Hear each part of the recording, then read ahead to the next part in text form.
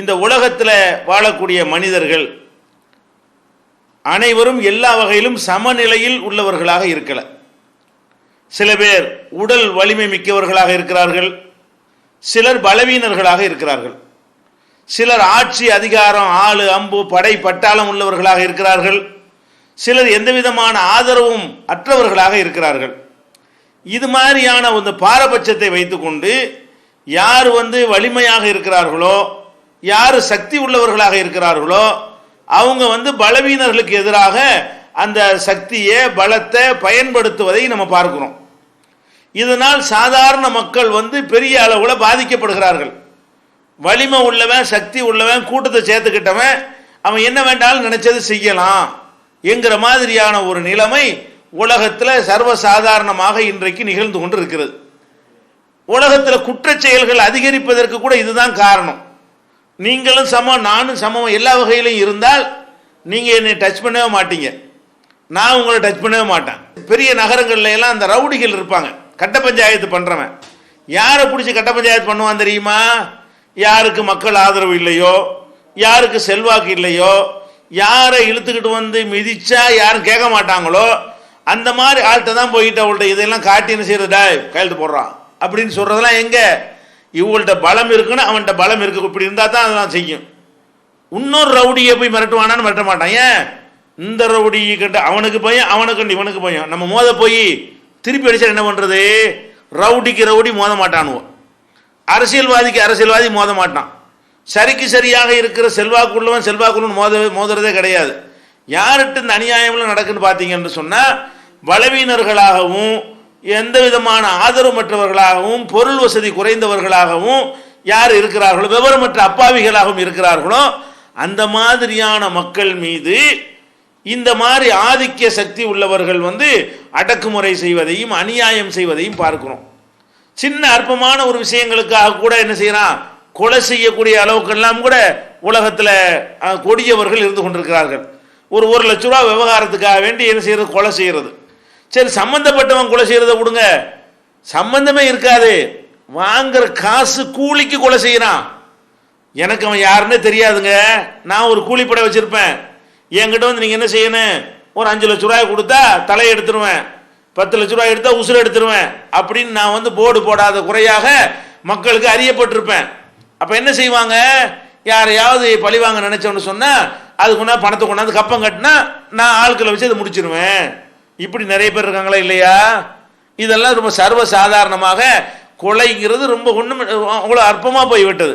காசு கொலை செய்கிறான், சின்ன சின்ன அற்பம் சண்டை சச்சரவுக்காக வேண்டி கொலை செஞ்சிடறாங்க, குடி போதையில் கொலை செஞ்சிடறான், புருஷன் பொண்டாட்டி சண்டையில் கூட புருஷன் பொண்டாட்டியை கொலை பண்ணுறான், பொண்டாட்டி புருஷனை கொலை பண்ணுறா.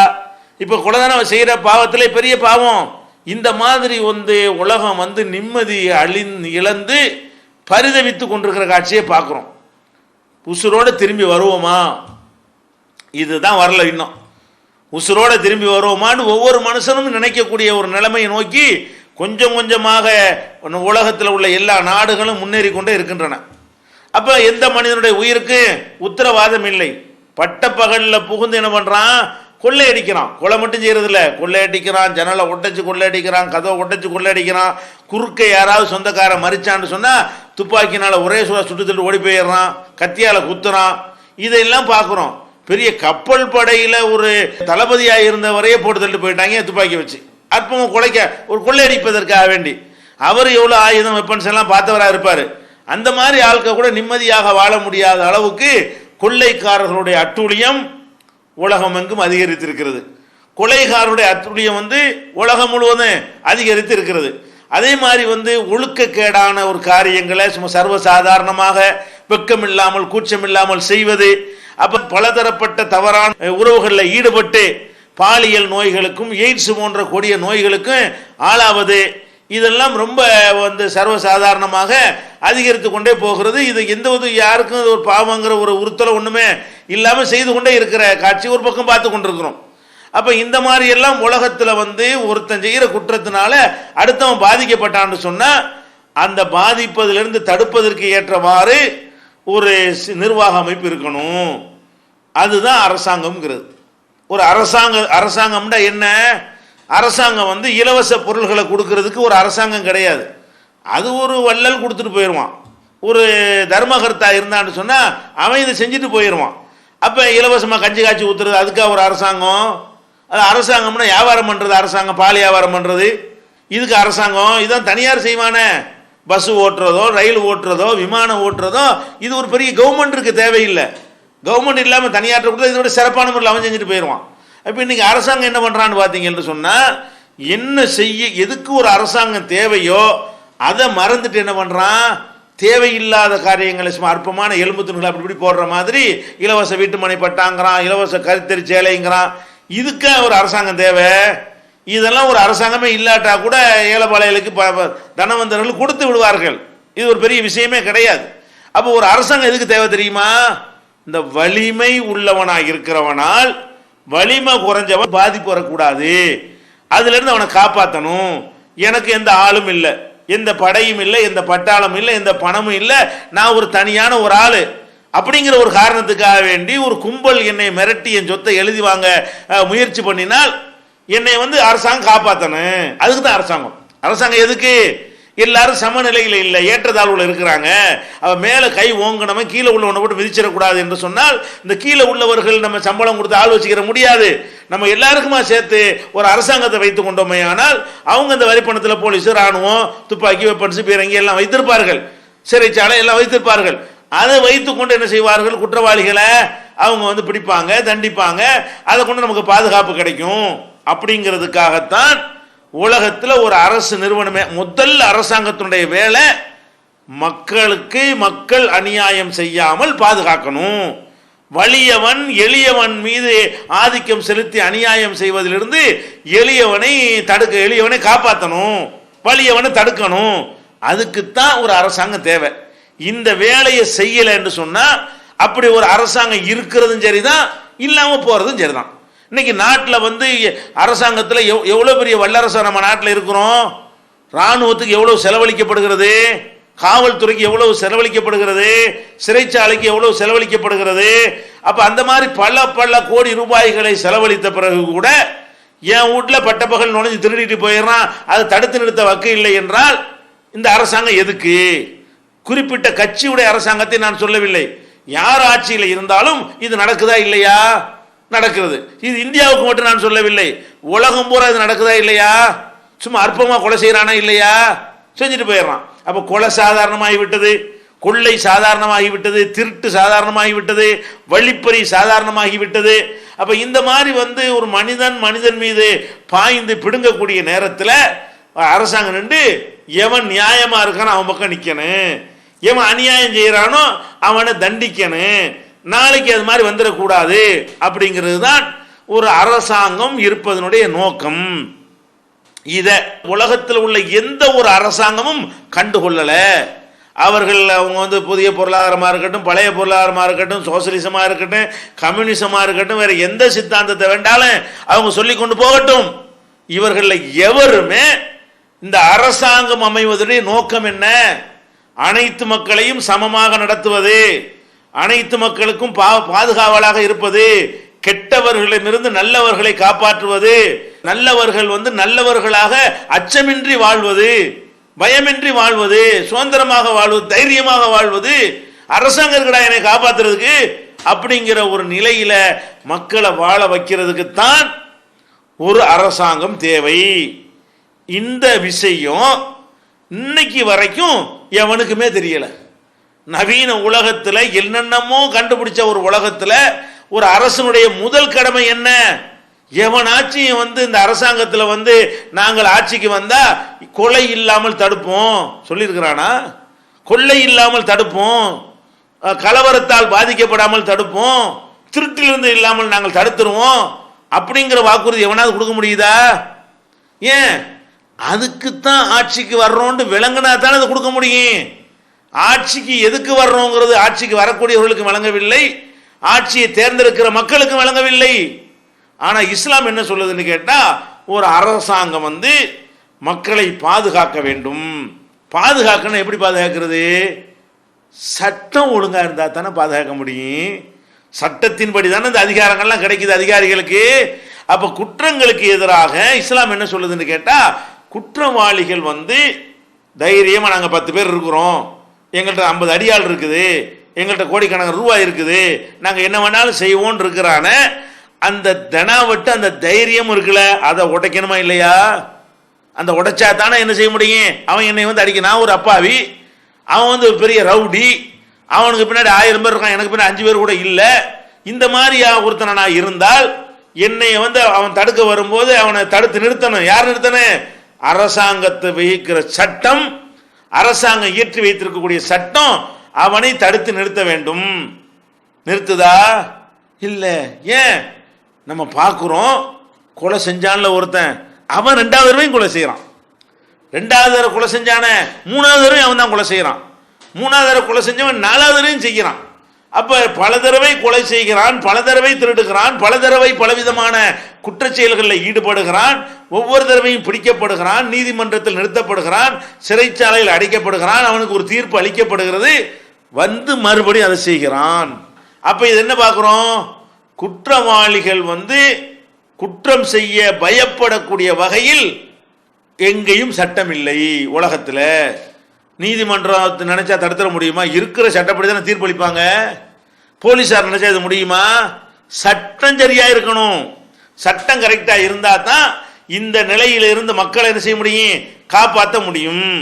அப்ப இஸ்லாம் என்ன பண்ணுதுன்னு கேட்டா, சில ஒவ்வொரு குற்றத்தை பற்றி சொல்லும் பொழுதும் அந்த குற்றத்துக்கு எதிராக கடுமையான ஒரு அவனுக்கு அச்சுறுத்தலை ஏற்படுத்தக்கூடிய ஒரு நிலைப்பாட்டை எடுக்கிறது. இப்ப கொலையை எடுத்துக்கிறங்க. ஒருத்தன் கொலை செஞ்சிடறான், கொலைக்கு என்ன செய்யணும்? மரண தண்டனை கொடு. இஸ்லாம் என்ன சொல்லுது? அவன் மரண தண்டனை கொடுத்துருக்கிறான். அவன்கிட்ட இருக்கிற திமுரு ஆதிக்கத்தை பயன்படுத்தி கொண்டு ஒரு அப்பாவிக்கோ ஒரு அவனுக்கு சரிக்கு சரியாக போட்டிக்கு நின்றவனுக்கோ மரண தண்டனை அழிச்சு சாவடிச்சு போடுறான். இப்ப சாவடிச்ச பிறகு அவனுடைய பிள்ளை சந்தில நிற்கும், பொண்டாட்டி சந்தில நிற்பா, அவனுடைய எதிர்கால கனவுகள்லாம் பாழாகி போயிடும். அந்த மாதிரியான ஒரு நிலைமையை சர்வ சாதாரணமாக இவன் செஞ்சிடறான். அடே, ஒரு மனுஷன் உயிரை நம்ம எடுக்க இயலுமா? ஒரு உயிரை, ஒரு எறும்புடைய உயிரை கூட நமக்கு உண்டாக்க முடியுமா? ஒரு அற்பமான ஒரு அணுவை நமக்கு படைக்க இயலுமா? அப்ப அந்த மாதிரி நிலையில் இருக்கக்கூடிய நாம உலகத்தில் உள்ள உயிர்களை எல்லாம் சிறந்த உயிராக இருக்கக்கூடிய ஒரு மனுஷனை நம்ம எப்படி கொள்றது? என்னவே அவன் செஞ்சிருக்கட்டுமே, அவனால் நமக்கு என்ன பாதிப்பை ஏற்பட்டிருக்கட்டுமே, அதுக்காக கொலை பண்றதா? கொலை பண்ண அவனோட முடிகிற காரியமா? அந்த அவனை நம்பி இருக்கக்கூடிய அந்த ஜீவன்கள், எத்தனை ஜீவன்கள் இருக்கு? வயசான தாய் இருப்பாங்க, வயசான தந்தை இருப்பாங்க, வாழ வேண்டிய மனைவி இருப்பா, பிள்ளைகள் வளர்ந்து படிக்க வேண்டிய பிள்ளைகள் இருக்கும், அவனை சுற்றி ஒரு பெரிய கனவையே வச்சிருப்பாங்க, பெரிய எதிர்கால கோட்டையை கட்டி மனக்கோட்டை கட்டி வச்சிருப்பாங்க. ஒரு பொசுக்குண்டு அடித்தட்டு போயிடுறானுங்க. சாதாரணமாக கூலிக்கு காசு வாங்கிட்டோ வேற ஏதோ ஒரு காரணத்துக்காக வேண்டியோ ஒரு 50 பைசா சில்லற தகராறுக்காக வேண்டி என்ன செய்யறான்? ஒரே சிவா சீவிட்டு போயிடுறான். அப்ப என்ன இதுல விளங்குது? இதுக்கு என்ன சொல்றாங்கன்னு கேட்டா, இஸ்லாம் சொல்லு மரண தண்டனை கொடு. இவன் என்ன சொல்றான்? அது எப்படி ஒரு மனுஷன் உயிரை எப்படி கொல்றதுங்கிறான். அப்ப கொல்லப்பட்டான மனுஷன் இல்லையா? அப்ப அடே, ஒருத்தனை கொண்டுகிட்டே இருந்தா கொலைக்கு கொலைன்னு போனா இதெல்லாம் சரிப்பட்டு வருமா? கொலைக்கு கொலைன்னு நீ போகாத, நான் போவேனா, அரசாங்கம் போகணும். தனித்தனி நபர்கள் போகக்கூடாது, அறுவலத்துக்கு கிளம்பக்கூடாது. என்ன செய்யணும்? ஒரு அரசாங்கம் அதை எனக்கு நியாயம் வழங்கணும். என்ன பார்க்கணும்? ஒருத்தன் கொல்லப்பட்டான் என்று சொன்னால் இவன் ஏசி ரூம்ல உட்கார்ந்துக்கிட்டு என்ன தண்டனை கொடுக்கலான்னு யோசிக்கிறான். அடே, நீ யோசிக்கணுமா? அந்த கொலை செய்யப்பட்டான அவன் பொண்டாட்டி யோசிக்கணுமா? ஒருத்தனை கொலை பண்ணிட்டு அவன் பொண்டாட்டி போய் கேளு, என்ன செய்யணும்னு கேளு. உன் புருஷனை கொன்றவன என்ன செஞ்சா உன் மனசு ஆறும்னு கேளு.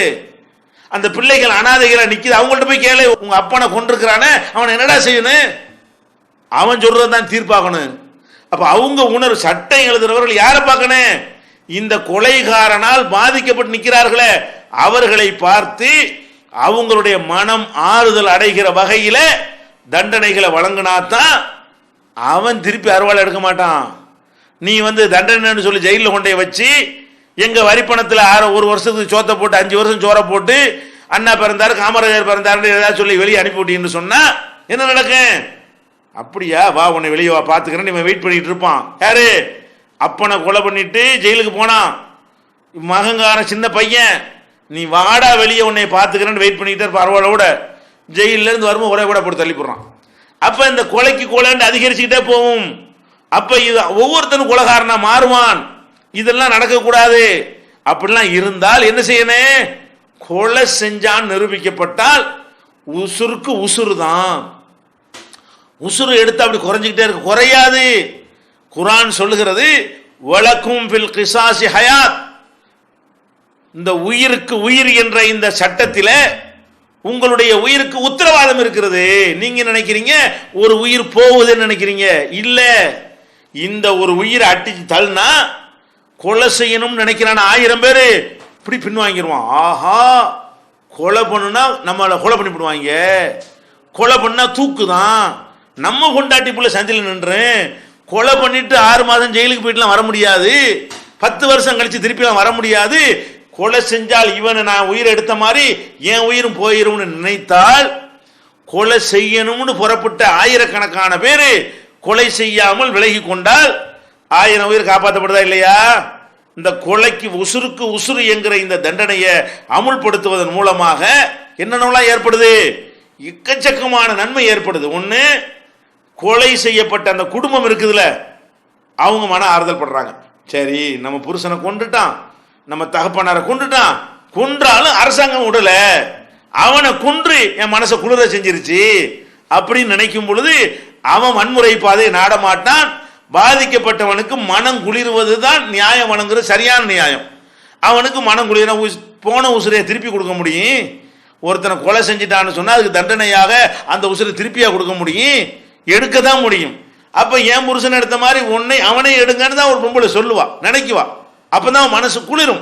அப்ப அந்த மாதிரியான மனம் குளிரக்கூடிய வகையில சட்டங்கள் இருந்தால் இது ஒரு நன்மை அவங்களுக்கு தருகிறது. ரெண்டாவது என்ன, கொலை செய்யணும்னு எனக்கு நினைப்பு வருது, ஆனால் ஒரு நாட்டை பார்க்குறேன், நான் வாழக்கூடிய நாடு எந்த நடவும் இருக்கட்டும், அந்த நாட்டில் பார்க்குறேன் கொலை செஞ்சு 5 வருஷம் உள்ளே போடுவாங்க, 10 வருஷம் உள்ளே போடுவாங்கன்னு சொன்னால் 10 வருஷம் தானே இருந்துட்டு வந்துடுவோமே, இவனை விடக்கூடாது, இந்த மாதிரி ஒரு வார்த்தை சொல்லிவிட்டான்ல, இவனை உலகத்தில் வாழ விடாம ஆக்கிடுவோம், நம்ம ஒரு 10 வருஷம் 5 வருஷம் ஜெயிலில் இருந்துட்டு வந்துடுவோம், அப்படி தான் நினைக்குவேன். ஆனால் நான் கொலை செஞ்சா எனக்கு உயிர் போயிரும் இருந்தால் நான் என்ன செய்வேன்? மாடு கொலை அந்த அளவுக்கு போயிடக்கூடாது, அடிச்சுக்கிறோம், பேசிக்கிறோம், திட்டிக்கிறோம், கொலை அளவுக்கு போனோம்னு சொன்னா நம்ம போயிடுவோம். நம்ம போனா அவன் பொண்டாடி தெருவில் நிற்கிற மாதிரி நம்ம பொண்டாடி தெருவில் நிற்பா, அவன் புள்ள அனாதையா போறமான என் பிள்ளை அனாதையா போயிடுவான். இந்த ஒரு பயத்தை உண்டாக்குனா எத்தனை கொலைகார சிந்தனையாளரை கொலை செய்யணுங்கிற எண்ணம் உடையவர்கள் அந்த எண்ணத்திலிருந்து விலகுவார்கள். அப்படி விலகினால் எத்தனை அப்பாவி உயிர் பாதுகாக்கப்படுது. அப்ப கொலைக்கு கொலைங்கிற சட்டம் இருந்தால் உயிர் குறையாது, உயிருக்கு பாதுகாப்பு ஏற்படும். குர்ஆன் சொல்லுகிறது வலக்கும் ஃபில் கிசாஸி ஹயாத், உயிருக்கு உயிர் என்கிற இந்த சட்டத்தில் உங்களுடைய உயிருக்கு பாதுகாப்பு இருக்கிற உத்தரவாதம். நீங்க உசுரோட அப்பாவிகள் வாழணுமா இருந்தால் கொலை செஞ்சவனுக்கு கொலைன்னு சொன்னா தான் அப்பாவிலாம் நிம்மதியா வாழ முடியும். பிடிச்சா என்னடா பண்ணிடுவீங்க? ஜெயிலில் தானடா போடுவீங்க, சோறு தானடா கொடுப்பீங்க, இப்படி நினைச்சு தானங்க எல்லாம் பண்றான்.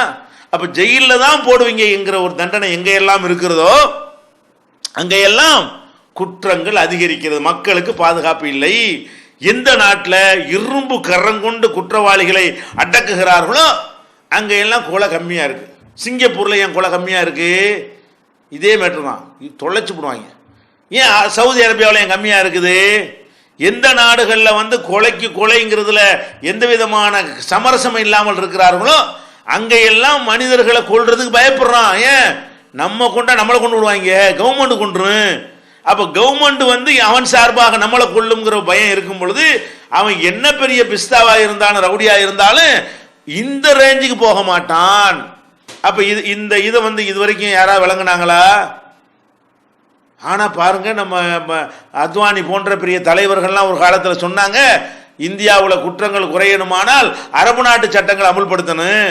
குன்றக்குழி அடிகளார் போன்ற பிற மதத்தில் உள்ள மகான்களாக மதிக்கப்பட்டவங்கெல்லாம் சொன்னாங்க, இஸ்லாமிய சட்டத்தை கொண்டு வந்தா தான் இந்த நாட்டில் குற்றங்கள் குறையும் என்று சொன்னார்கள். அப்ப இன்னைக்கு எவ்வளவு ஒரு நன்மை! 14 நூற்றாண்டுக்கு பிறகு இப்பதான் அப்படி லேசா 1-2 பேருக்கு தெரிகிற ஒரு விஷயம் ஒட்டுமொத்த சமுதாயத்துக்கு தெரிஞ்சு நம்ம வச்சிருக்கிறோமே. இதான்ப்பா லாஸ்ட் நீங்க வர வேண்டிய வழி. இது இல்லாம உங்களால் குற்றத்தை குறைக்க முடியாது. நீங்க என்ன வேண்டாலும் கஜகரணம் போட்டு பாரு, இந்த மாதிரி ஒரு சட்டத்தை கையில் எடுக்காமல் உங்களால் எந்த ஒரு கொலையும் தடுத்து நிறுத்த முடியாது என்று இன்றைக்கு ஒவ்வொரு அறிஞரா அதை நோக்கி வந்துகிட்டே இருக்கிறார்கள். இதைத்தான் நம்ம செய்யணும். சரி, மனித உரிமைங்கிற பேர்ல சில கிறுக்கையும் கிளம்பிக்கிட்டீங்கன்னா அவன் பொண்டாட்டிய அவன் அப்பனை கொள்ளலையில அந்த மனித உரிமை போராளின்னு கிளம்புறானுல இவ்வளவு கிறுக்கனும் எதனால கத்துறான்? அவன் குடும்பத்தில் எவனையாவது கொலை பண்ணியிருந்தா பேச மாட்டான்.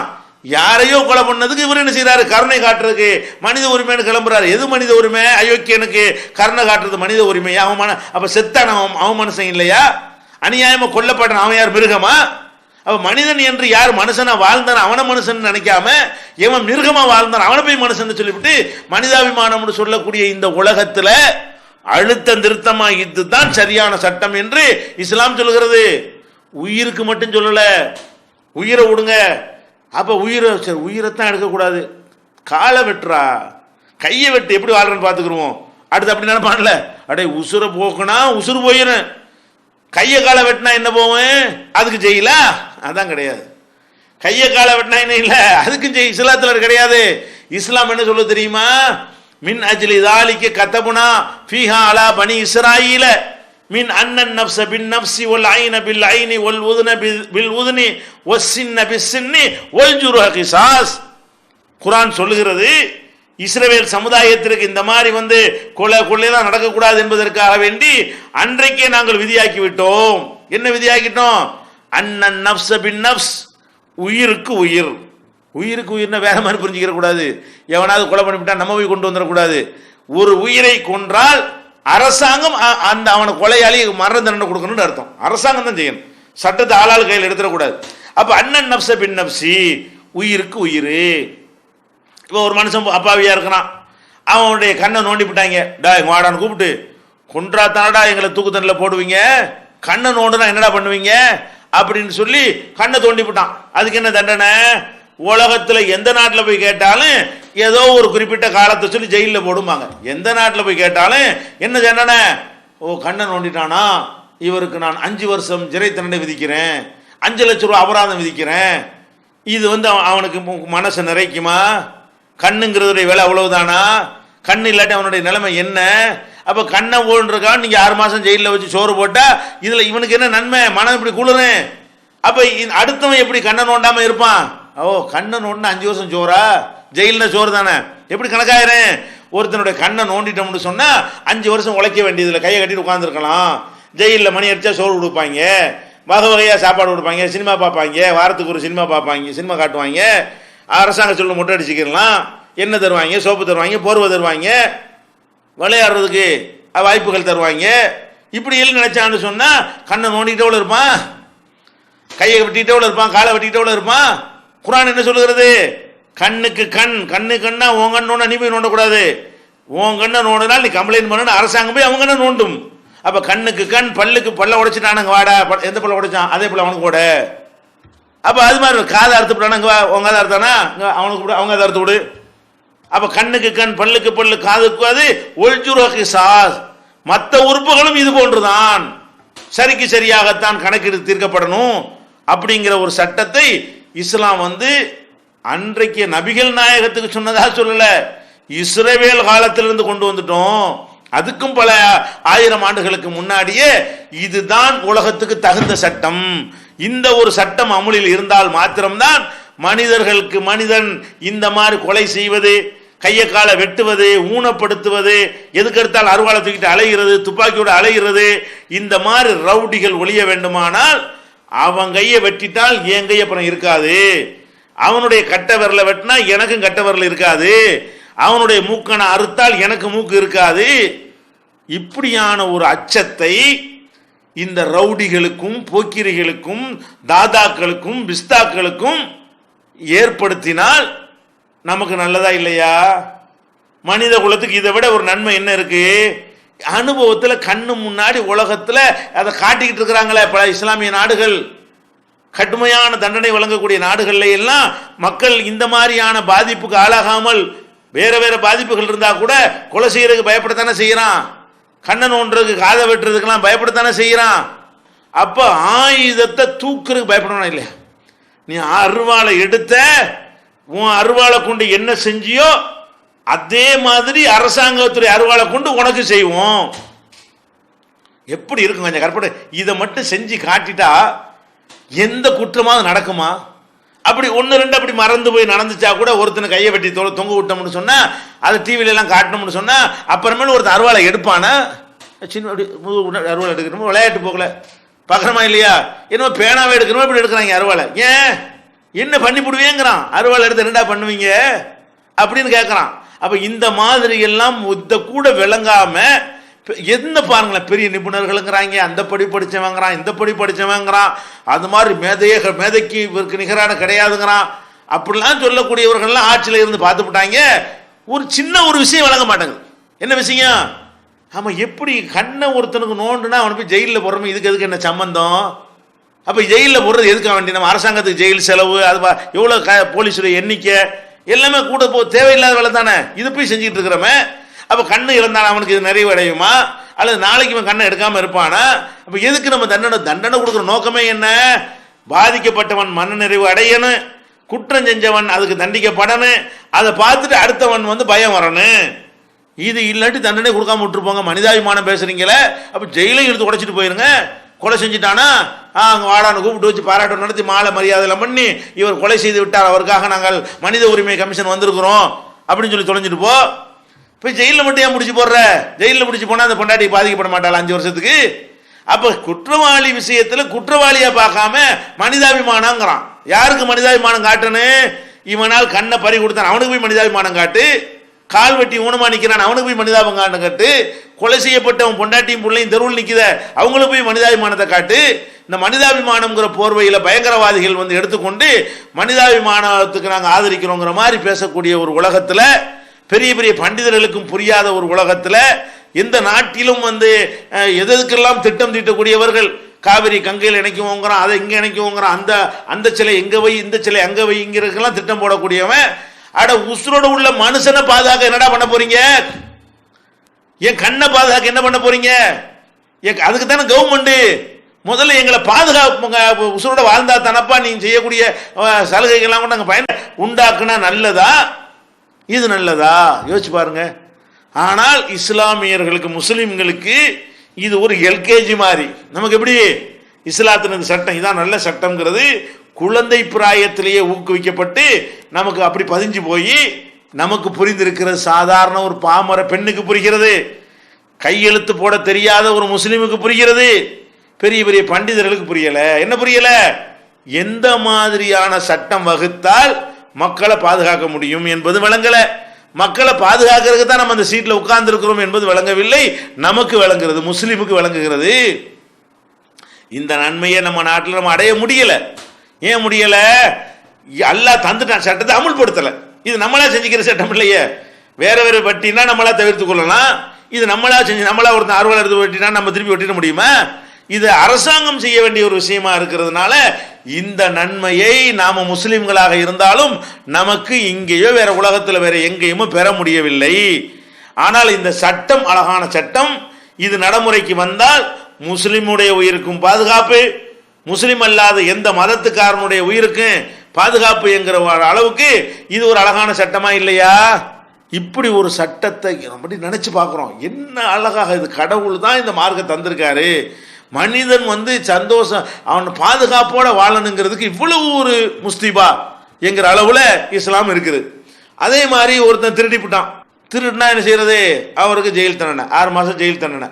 இன்னும் சொல்ல போனால் ஜெயிலுக்கு போயிட்டு தான் சும்மா 5 ரூபாயை திருடி பிக் பாக்கெட் உள்ளே போகிறவன் வெளியே வரும்போது என்ன செய்யறது? கண்ணக்கோள் வச்சு எப்படி திருடுறதுங்கிற அழகாக கற்றுக்கிட்டு வெளியே வர்றான்.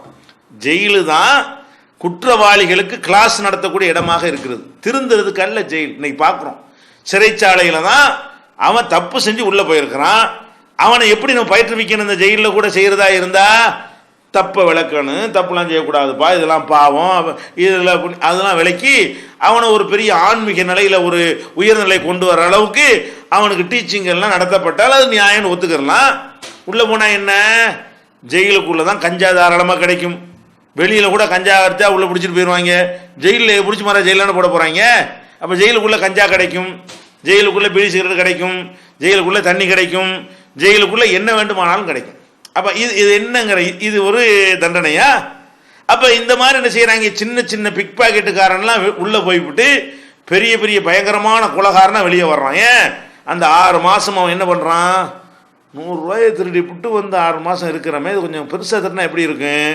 அப்போ ஏற்கனவே பல அனுபவசாலிகள்லாம் இருப்பானுங்களா, அவளோட பகிர்ந்து கொள்வாங்க கருத்துக்களை. காய்ந்துட்டு இல்லைப்பா இந்த மாதிரி பண்ண, எப்படி பண்ண, அப்படி பண்ண எல்லாம் கற்றுக்கிட்டு ஒவ்வொருத்தரும் வெளியே வரும்போது பெரிய ஜீனியஸ் மாதிரி வருவான். எப்படி அப்படி கரை கண்டிருப்பான், திருடுவதில் கரை கண்டவனாக என்ன செய்யறான், வெளியே வர்றான். வந்து என்ன செய்யறான், 100 ரூபா திருட்டு உள்ளே போனவன் 10 லட்சம் ரூபாயை கொள்ளடிச்சுட்டு மறுபடியும் உள்ளே போகிறான். அப்புறம் 1 கோடி ரூபாயை கொள்ளையடிச்சுட்டு ஆலயம் கொண்டு விட்டு மறுபடியும் உள்ளே போகிறான். இதுக்கெல்லாம் என்ன காரணம்? திருடுனா என்னடா பண்ணி போடுவீங்க, அதான் காரணம்.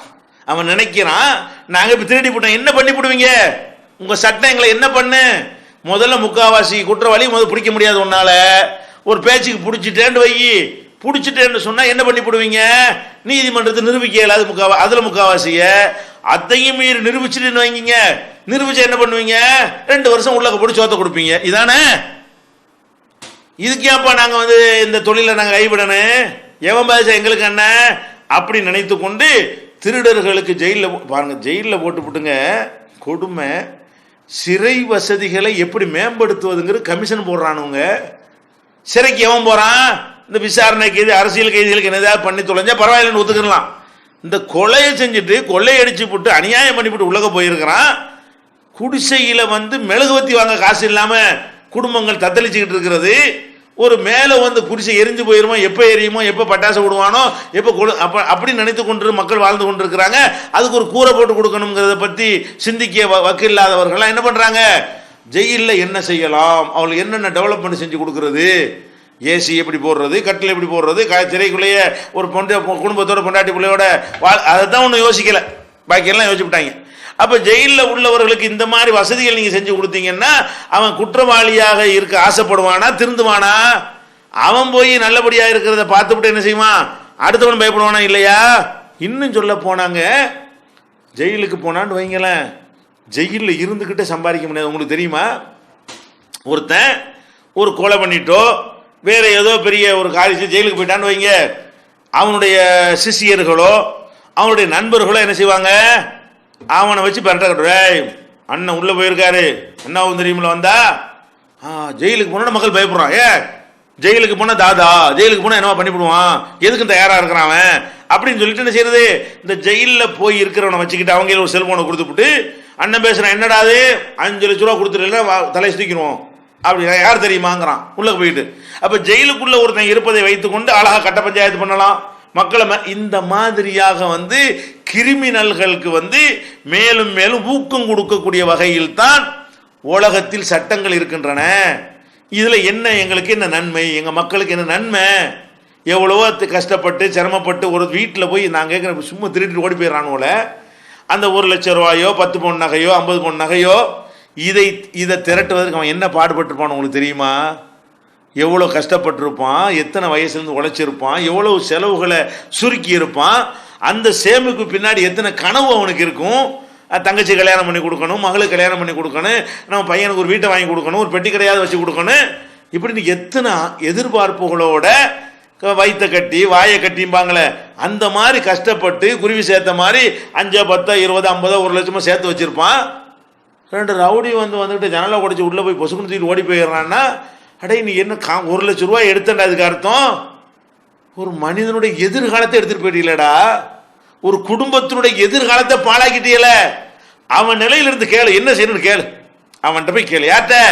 தங்கச்சி கல்யாணத்துக்காக வேண்டி அவன் சாப்பிடாம அவன் கஷ்டப்பட்டு சேர்த்து வச்சிருந்தானே அவங்கிட்ட போய் கேளு, இவனை என்ன செய்யலான்னு கேளு.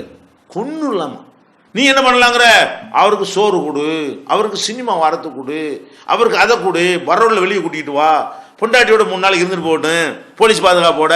அடே இது என்னங்கடா, இதான் சட்டம், இதனால என்ன மக்களுக்கு நன்மை, என்ன பாதுகாப்பு?